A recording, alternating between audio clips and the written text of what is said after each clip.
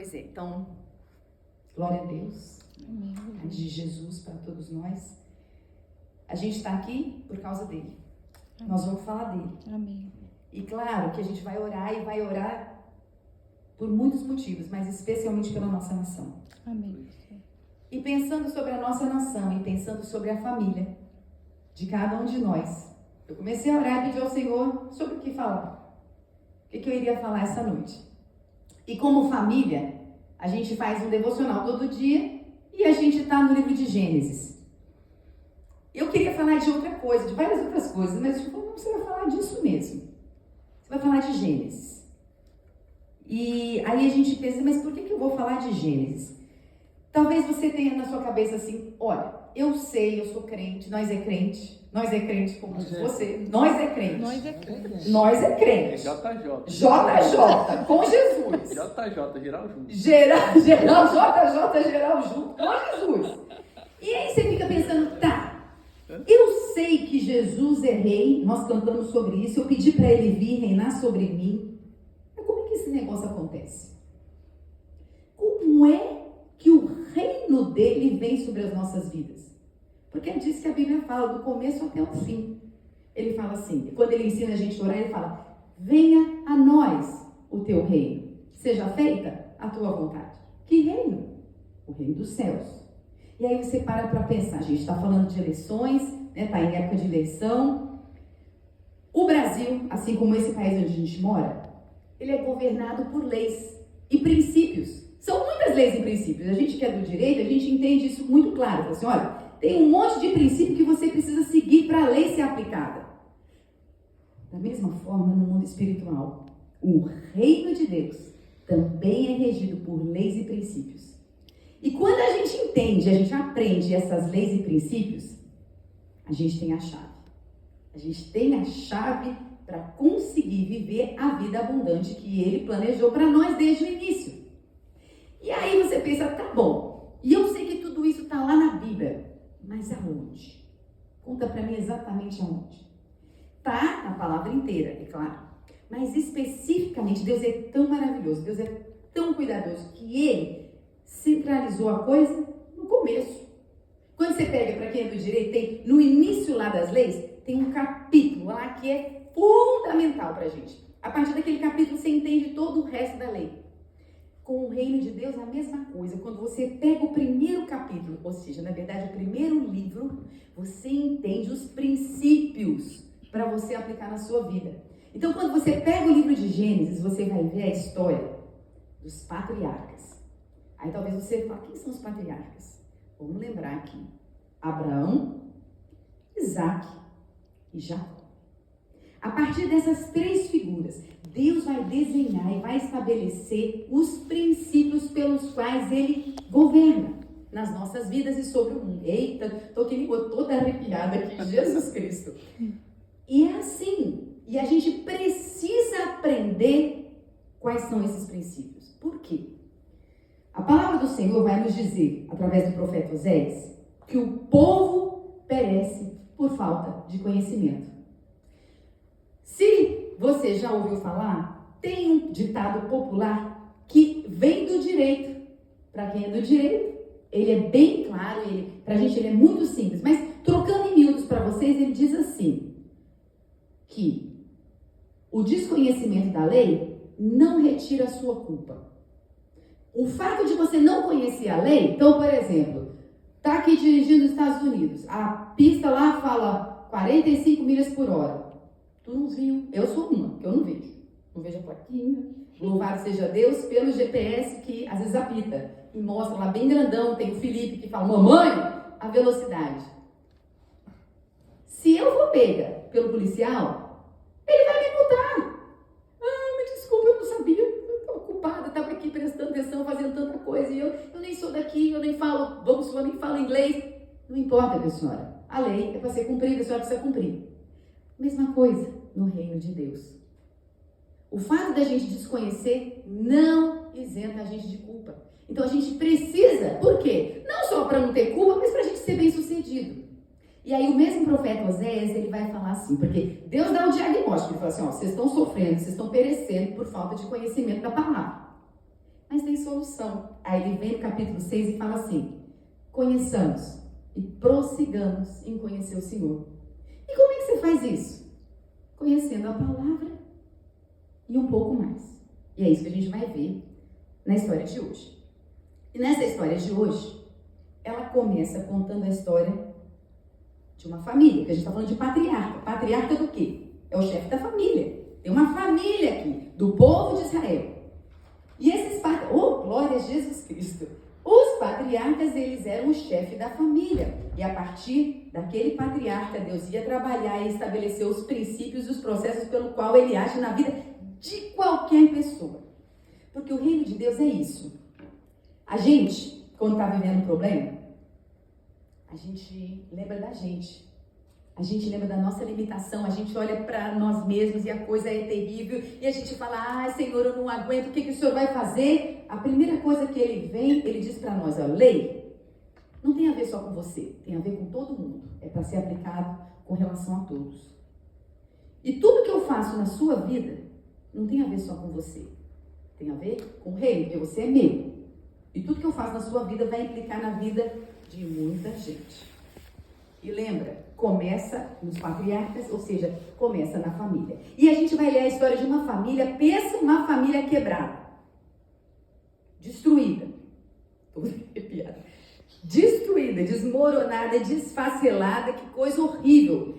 E vou ser sincera para vocês, eu como mãe, quando eu fui ensinar meus filhos a lerem a Bíblia, eu tinha vontade de fazer assim, porque quando era o dirigir o devocional, eu o filtrava. Então eu lia isso, depois eu lia aquilo, eu lia aquilo. Mas chegou a hora que eu falei assim, não, agora vocês vão ler sozinho. E eu queria falar, olha, mas você não lê tal parte, nem aquela outra. Eu queria fazer que nem a censura. Essa parte da novela você não vê não, porque é feio. Mas eu amo o Senhor porque Ele não faz isso. Não importa a sua idade. Ele vai te mostrar a vida como ela é. E a Bíblia mostra. E tem parte feia. E tem parte esquisita e a coisa dói. Mas, o que importa, lembra disso, toda essa palavra, Deus é o rei. Ele está governando. E Ele está fazendo algo na vida de alguém que vai impactar toda uma família. E Ele vai fazer isso na sua vida, porque a palavra dele é um só.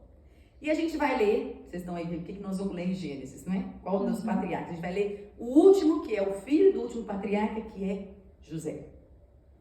Se você quiser acompanhar, abre aí em Gênesis 47. Se você tem uma ideia da história de José, ótimo. Se você não tem, eu vou resumir aqui ao longo da narrativa para vocês acompanharem. Parece, se você ler a história de José, começa no capítulo 37. 37 começa narrando a história, vai até os 50. É muito capítulo destinado a uma vida só. Ou seja, é importantíssimo a gente conhecer como é que Deus trabalhou na vida desse homem, porque é o jeito que Ele vai trabalhar na nossa vida. E José, ele nasceu, conta lá no versículo 37, de uma família, filho de Jacó. Jacó teve 2 esposas, ele teve todo um estresse para casar, ele queria casar com uma, teve que casar com 2, ele gostava mais de uma do que da outra, aí ele teve as concubinas e foi gerando filho, teve 12. E José era o 11º dos filhos. Mas aí, a palavra nos diz, lá no capítulo 37, que ele era o queridinho do papai. Eu não sei se você tem irmão, se você tem irmã, e se tem queridinho na sua família. A gente sabe que não é para ser assim. Não é. Mas esse homem, Jacó, que era um homem de Deus, ele tinha o queridinho dele. E esse queridinho do papai, ele era um jovenzinho, ele teve um sonho impressionante. E depois que ele teve o sonho, ele vai e compartilha com os irmãos. Ele basicamente no sonho, e olha que ele contou o sonho, todo mundo entendeu. O sonho basicamente falava o seguinte: Deus vai me levantar e eu vou governar sobre vocês. Eu não sei se você tem irmão ou irmã, se você já teve ciúme do seu irmão, da sua irmã, eu já. Porque eu sou a caçula. Então caçula é uma coisa difícil. Caçula de 3, eu era o resto. Passei a vida inteira lutando para ser igual aos meus irmãos. Verdade. A coisa era um nível muito alto. Então eu tinha que me esforçar muito. Eu passei, assim, 25 anos até me converter, tentando satisfazer o meu pai. Porque eu queria ser queridinha também. Só que não. Nunca aconteceu. Mas glória a Deus que Jesus veio e falou assim, mas você tem que ser queridinha minha. A coisa é assim. Mas é exatamente aí que eu quero chegar, porque José era um queridinho, ele teve esse sonho, ele revela para os irmãos. Vocês imaginam onde é que a coisa deu? Porque você chega para o seu irmão, está morrendo de raiva de você, de inveja de você, e fala que você ainda vai governar sobre eles. Aí ele sonha de novo. E ele compartilha de novo o sonho. E aí nesse sonho até o pai e a mãe se curvavam diante dele. O pai ouve aquilo, fica indignado, mas guarda no coração. Mas os irmãos não guardaram no coração, eles ficaram tão indignados, falaram assim, nós vamos dar fim nesse camarada. Esse camarada é muito ousado. Ainda acha que vai reinar sobre nós. Aí eles decidem, capítulo 38, só que não. Você para e pensa assim, ó, abre, você está no 47, mas volta um pouquinho, vai lá no, a maioria tem no digital aí, vai, ó, 37 começa a historinha dele. Começa a contar que ele é filho de Jacó, bonitinho, aí você fala assim, 38, revelou o sonho, o que vai acontecer? De repente vem uma história diferente, a história de Judá e Tamar. Quem? Judá e Tamar. Quem é Judá e Tamar? Não estava aqui na história. Judá é um dos irmãos de José. E ele vai fazer uma canalice do tamanho do mundo. Camarada, como diz a minha irmã Sinésia, patifaria. Ele foi um patife. O que aconteceu? Vou resumir aqui. Ele era um dos irmãos de José, mais velho que José. E ele tinha filhos. E um dos filhos dele morreu. Tendo morrido o filho, esse filho era casado. A lei, lembra que tudo é governado por lei. A lei de Israel fala o seguinte, que quando o marido morre, a viúva tem o direito de receber o irmão do marido e se deitar com ele para dar descendência para o nome do irmão. Então, o camarada é o pai da criança, mas quem vai dar o nome para a criança é o falecido.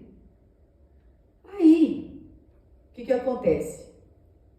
A coisa não funciona. Vou resumir bastante a história. E aí Judá fala para ela assim, ó, eu não tenho ninguém para casar com seu filho, com você não, mas eu tenho um filho mais novo, que quando chegar a idade, eu entrego ele e ele vai cumprir essa lei em seu favor.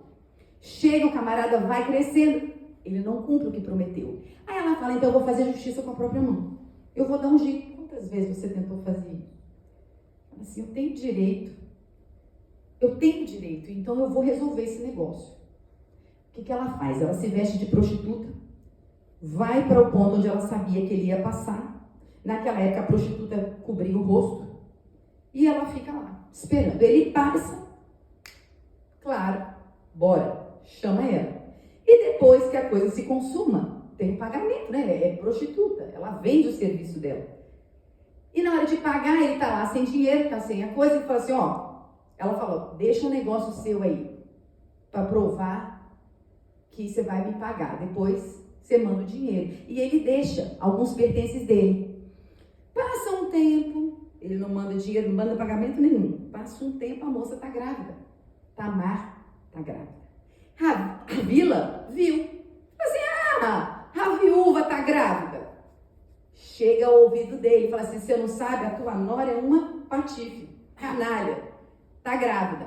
Aí ele fala assim, sem vergonha.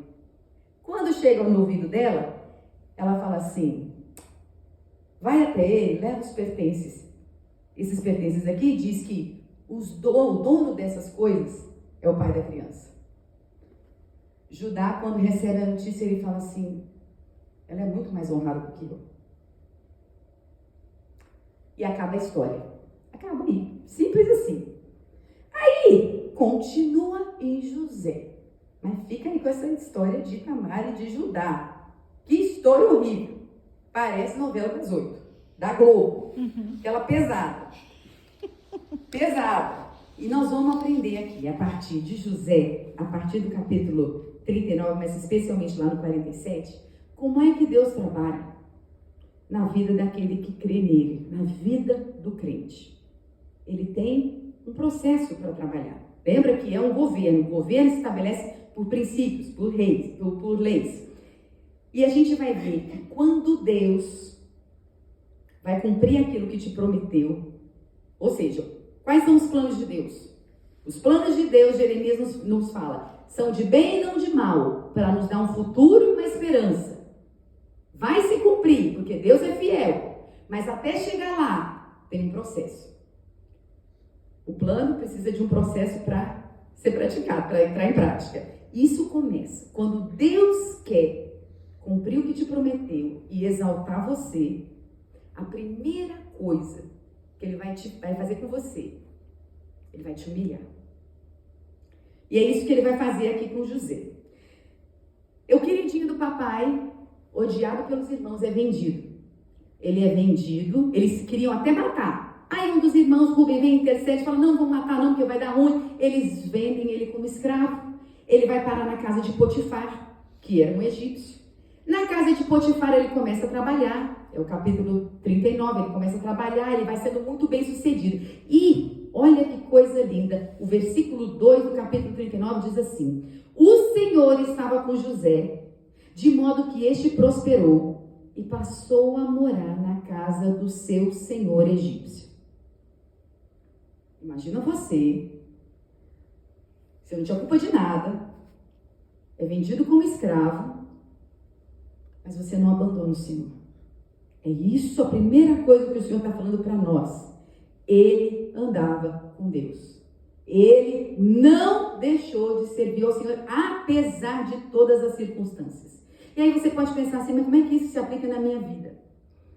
Nós, quando fomos criados, a palavra do Senhor em Efésios 2 diz que nós somos a obra-prima da criação. Nós éramos os queridinhos do papai. Mas aconteceu o pecado no mundo. Gênesis 3, o pecado entra e tudo é quebrado. E então a gente entra no domínio das trevas. A gente passa a ser governado não pela lei de Deus, mas pelo império das trevas. Quem assiste Star Wars aqui tem muita noção do que é império. O império é do bem ou é do mal? O império é do mal. O império tem a ver com trevas. O reino das trevas é chamado de império, mas o reino do Senhor é o reino do Filho do seu amor. Jesus, o que ele fez na cruz? Ele nos tirou, Romanos vai dizer que ele nos tirou do império, ele usa essa palavra, do império das trevas e nos trouxe para o reino do Filho do seu amor. Então, quando nós cremos em Jesus Cristo, é assim que ele faz. E ele fez na vida de José. Era um homem que andava com Deus. Mas não é porque a gente anda com Deus que a gente é governado pela lei do Senhor, os princípios do Senhor, que as coisas ruins não vão acontecer. Vão, porque Deus tem propósito nisso. E lembra, o propósito não tem a ver só com você, tem a ver com o reino. Então, a primeira coisa que ele faz, ele está falando aqui, ele vai humilhar. Ele vai. Por quê? Por que Deus faz isso? Você pode pensar assim, por que é que eu preciso ser humilhado? Não precisa me responder, mas pensa aí, se tudo está bem, se está tudo bonitinho, do jeito que você sonhou, você vai naturalmente dar glória a Deus?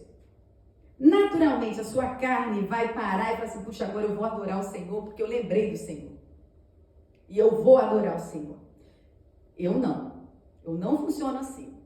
Mas quando a coisa está pegando, eu vou buscar o Senhor. Quando o dia está ruim, quando a notícia mal chega, quando a adversidade vem, eu vou para a presença.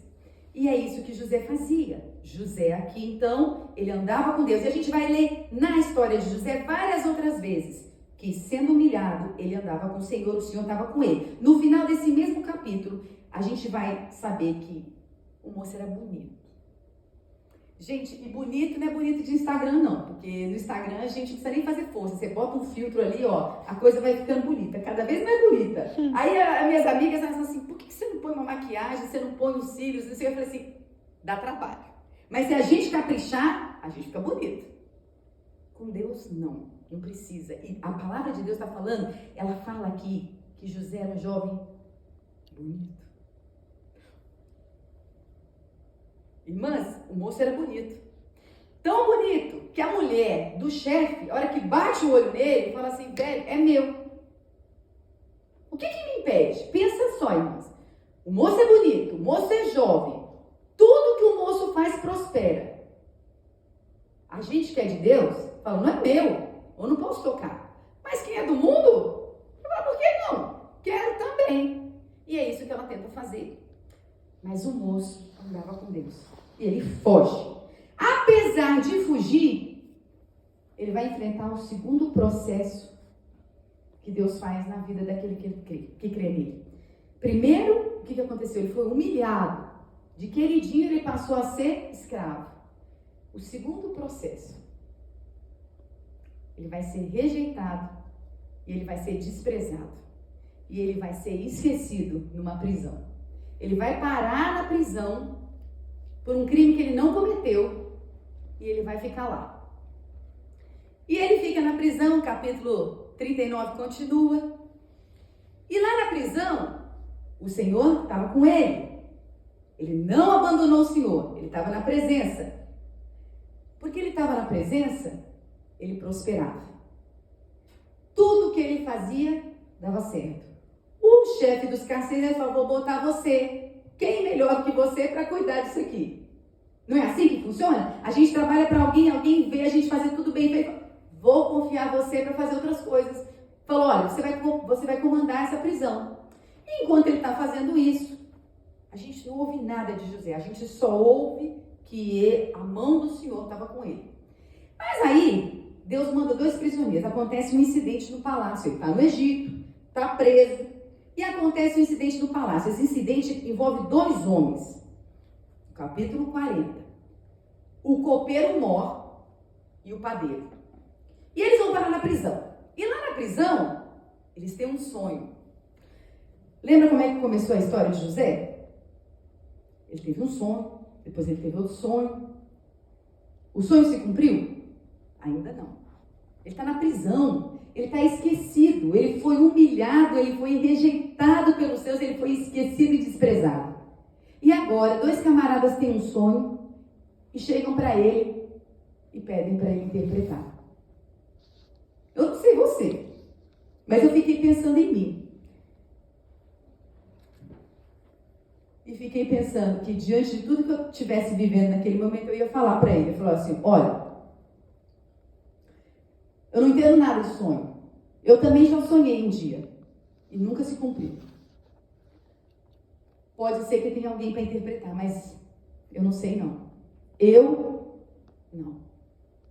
Mas José não era assim. Glória a Deus porque ele não era assim. Ele andava com o Senhor e ele tinha o dom de interpretar. E ele usou o dom dele. No meio da dor, no meio da tribulação, no meio da prova, no meio do desespero, depois de ter sido humilhado, depois de ter sido desprezado, depois de ter sido esquecido, ele não abriu mão de servir ao Senhor. Porque ele conhece os princípios do reino de Deus. Deus usa quem ele quer, como ele quer. E enquanto você serve, ele vai te abençoar.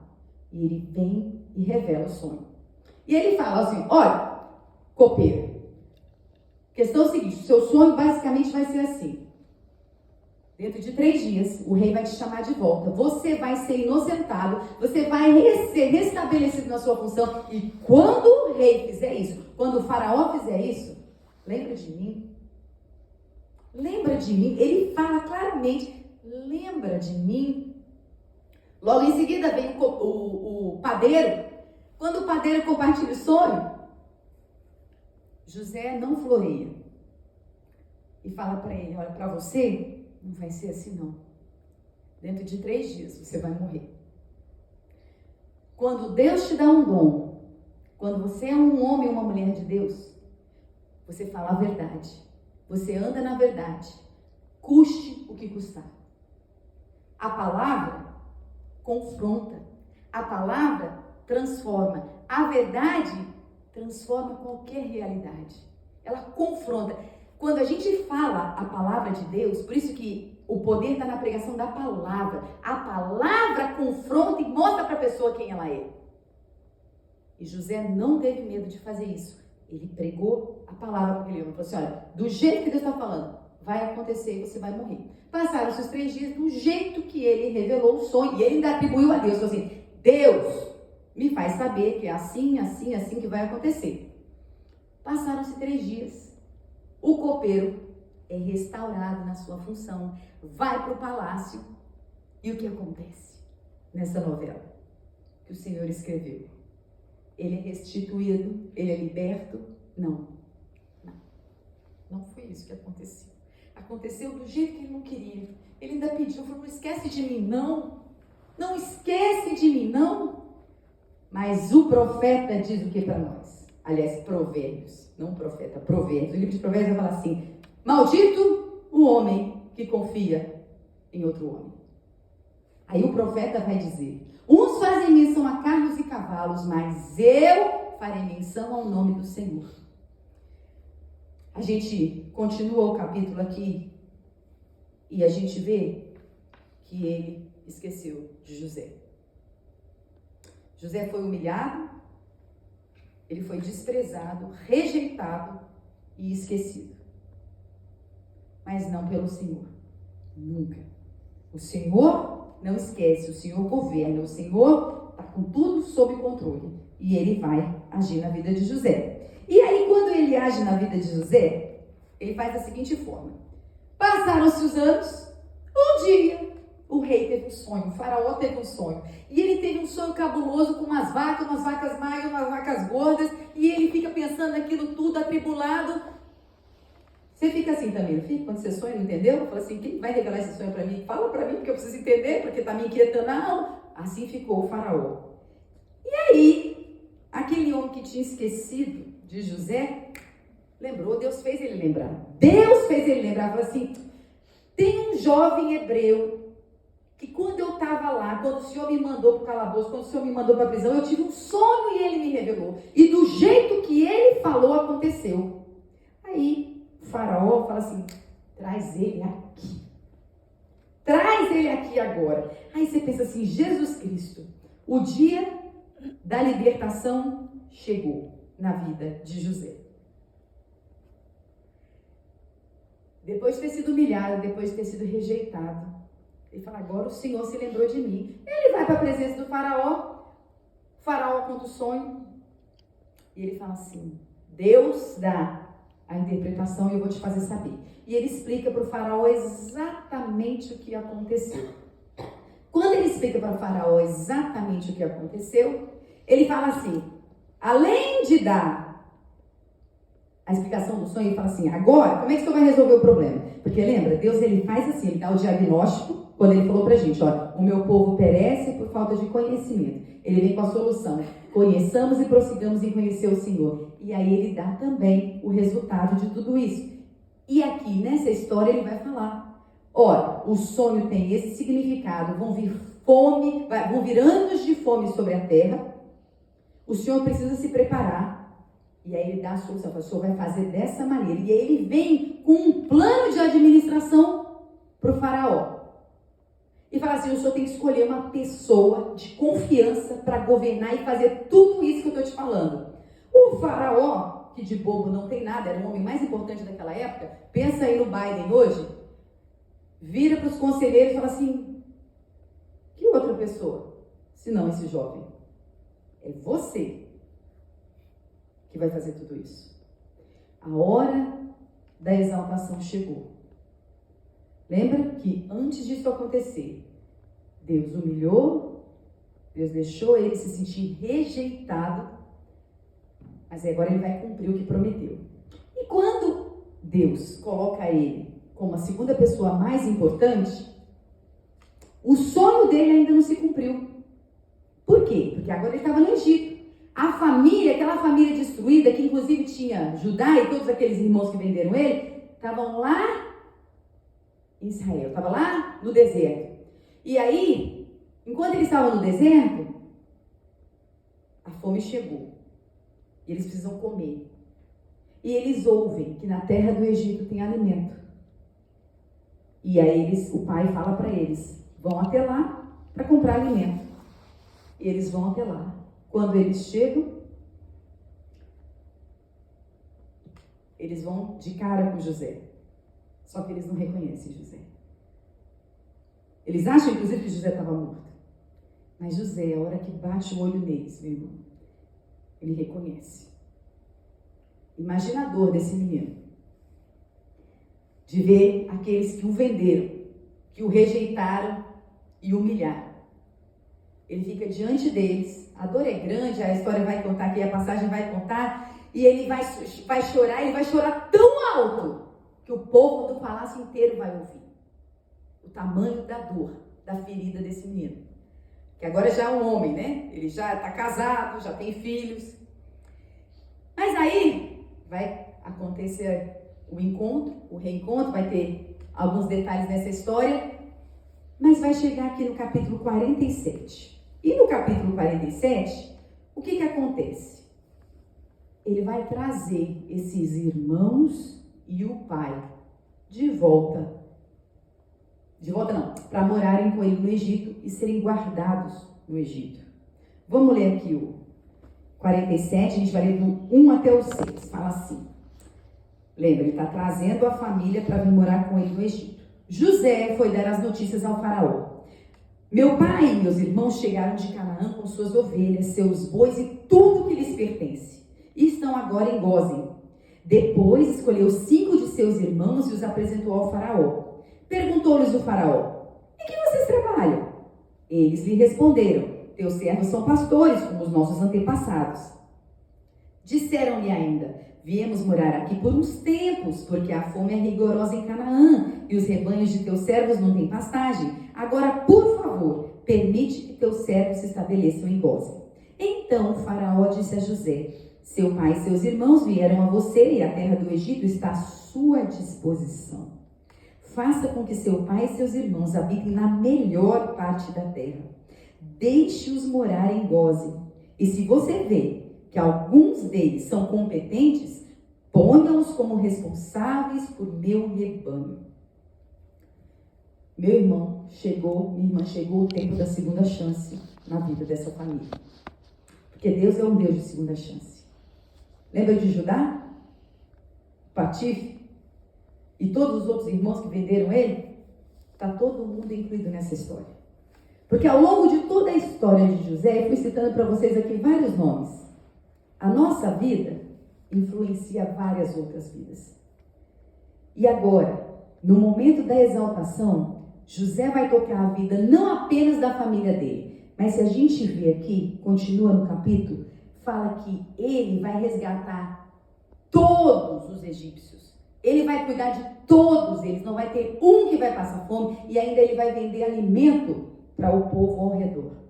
Quando Deus cumpre o que te prometeu, isso vai ser uma bênção na sua vida e na vida de muitas outras pessoas. Porque tudo tem a ver com o reino. A gente pensa que tem a ver com a gente, mas tem a ver com o reino. E o bonito da história de José é que quando chega essa hora, depois que ele foi humilhado, depois que ele foi desprezado, chega o tempo do favor, da prosperidade. E aí a gente sabe que muita gente está buscando a prosperidade.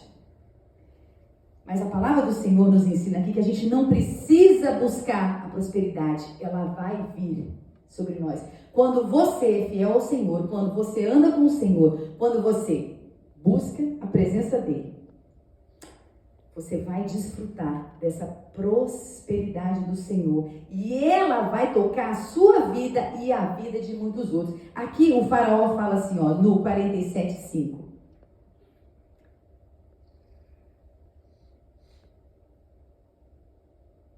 Seu pai e seus irmãos vieram a você e a terra do Egito está à sua disposição. É como se, pega a irmã Sinésia. A gente tem aqui duas senhoras muito idosas, que é a dona Sinésia e a irmã Aparecida, a Aparecida, filha a mãe da Mônica. Nenhuma das duas quer estar aqui. Elas não gostam daqui. E as duas são do Rio de Janeiro. As duas gostam do Rio de Janeiro e só falam em voltar para o Rio de Janeiro. Por quê? É onde elas eram felizes na cabeça delas.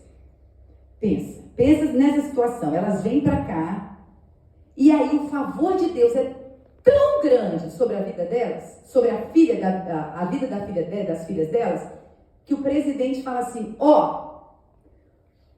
tudo aqui nos Estados Unidos está à tua disposição. Tudo. Agora é tudo para você e sua família.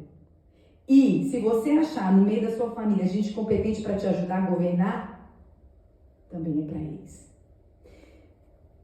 Isso é grande, gente. Isso é muito grande. A bênção é muito grande. Quando Deus fala que vai fazer, Ele cumpre. E Ele, nesse princípio de governo, Ele vai. Se você anda na presença, você vai receber a prosperidade do Senhor e você vai receber poder. Porque é isso que José tem aqui, poder, para governar, administrar e ainda constituir outras pessoas para ajudá-la a governar. Assim na nossa vida, quando a gente obedece, quando a gente anda na presença, a oposição vai acontecer. E se eu desse oportunidade para cada um de vocês contar um pedacinho da história, vocês iam me dizer sobre humilhação, vocês iam me contar da rejeição e do desprezo. Mas lembre que se você está aqui, buscando a presença, buscando o Senhor, Ele vai te abençoar. É certo, o princípio é claro. O Senhor disse que o favor dele vai vir sobre a sua vida. E aí você vai receber poder. Para quê? E é isso que é bonito que acontece na vida de José. Ele não usou esse poder para se vingar. Ele poderia. Ele poderia ter rejeitado toda a família dele como ele sofreu a rejeição. Ele poderia ter falado assim, agora que eu sou livre, quem disse que eu quero ficar aqui nos Estados Unidos? Quem disse que eu quero ficar aqui no Egito? Eu vou voltar. Vou pegar a minha família e vou voltar. Mas ele fala, não, eu sei que o plano do Senhor é muito maior. E aí quando ele tem um encontro com os irmãos, ele vai conversar com os irmãos, eles falam assim, aquilo que vocês intentaram para o meu mal, Deus transformou em bênção. Ele entende que tudo estava sob o governo de Deus. Estava sob todos os princípios que Deus ia cumprir na vida dele, todas as promessas, e ele se submete. E porque ele se submete, ele abre mão de se vingar. E ele continua andando com o Senhor vai encher ele de poder. Da mesma forma, o livro de Atos, capítulo 1, versículo 8, ele diz que nós receberemos poder. Para? O que diz Atos 1, 8? E recebereis poder para serdes minhas testemunhas. Em toda Jerusalém, Judéia, Samaria, até os confins da terra. Você recebe poder quando você anda na presença, quando você faz o que 1 Pedro 6 diz, fala assim, ó, 5, 6 diz, se humilha diante da potente mão de Deus, para que no tempo devido ele te exalte, ele vai fazer. A prosperidade vai chegar. Mas lembra que esse humilhar não é diante do homem. Você vai sofrer humilhação nessa vida, você vai. Mas você não vai se humilhar diante de ninguém, você vai se humilhar diante da potente mão de Deus. É no seu relacionamento com Deus, é dizendo para Deus, Deus, eu sou fraco, eu não consigo, eu não posso, mas eu posso todas as coisas por meio do Senhor que me fortalece. Eu creio que o Senhor tem plano, eu creio que o Senhor tem poder, e eu creio que o Senhor é o mesmo ontem, hoje e para sempre. E eu vou esperar, porque eu vou ver o resultado de tudo isso. O resultado na vida de José e de toda aquela família é o mesmo que o salmista diz para nós no Salmo 47. Senhor, eu quero ver a bondade do Senhor na terra dos viventes. É aqui que começa a vida em abundância. Não é só na eternidade. Muita gente está esperando no porvir. Ah, mas eu não sei, eu creio, a Bíblia fala, eu não sei muito bem como se aplica. Não, meu irmão. Anda na presença. Conhece o Senhor, conhece a palavra. Busca a palavra, guarda essa palavra no coração para você não pecar contra ele, assim como José fez na hora que a coisa pegou, que a tentação chegou, porque a gente é tentado, a gente é provado. Ele falou, eu não vou pecar contra o meu Deus. Ele fugiu da aparência do mal. Quando a gente faz isso, o poder do Senhor opera nas nossas vidas. E quando o poder dele se manifesta, a bênção vem sobre nós. E lembra de uma coisa, a bênção é nossa, mas a glória é dele. Amém. Quando aconteceu na vida de José, ele deu toda a honra, a glória e louvor ao Senhor, ao nome do Senhor. E a nação do Egito soube que só o Senhor é Deus. E que a gente faça a mesma coisa. Que a gente se lembre disso nas nossas vidas. E que a gente se lembre que ele é capaz de fazer a mesma coisa que ele fez com José, fazer na nossa vida e fazer na nossa nação. Não importa de onde você veio, não importa a família de onde você saiu, não importa o Judá que existiu na sua história. Importa que o Senhor dá uma segunda chance, que Ele, a partir da sua vida, vai restaurar todas as coisas. E no nosso país, a gente só precisa de um que se coloque na brecha, e esse um é a igreja. Ele chamou a igreja para se levantar e clamar. Porque se a gente clamar, se humilhar diante da potente mão de Deus, ele diz em 2 Crônicas, se o meu povo, que se chama pelo meu nome, se humilhar e clamar, eu vou ouvir e eu vou sarar essa terra. O resultado é certo. Glória a Deus. Ele é fiel, ele não muda. Então, se a gente fizer isso como povo do Senhor, o resultado é certo. Então, a partir desse ponto, a partir dessa certeza, conhecendo a lei do Senhor, o reino e como esse reino acontece e chega, a gente vai orar. E vai falar, Senhor, venha o teu reino. Seja feita a tua vontade.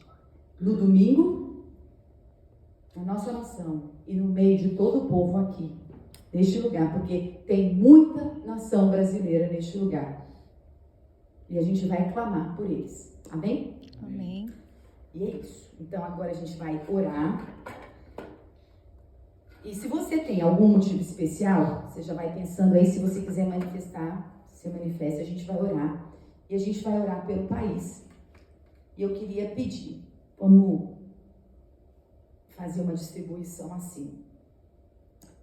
Luiz, eu queria que você orasse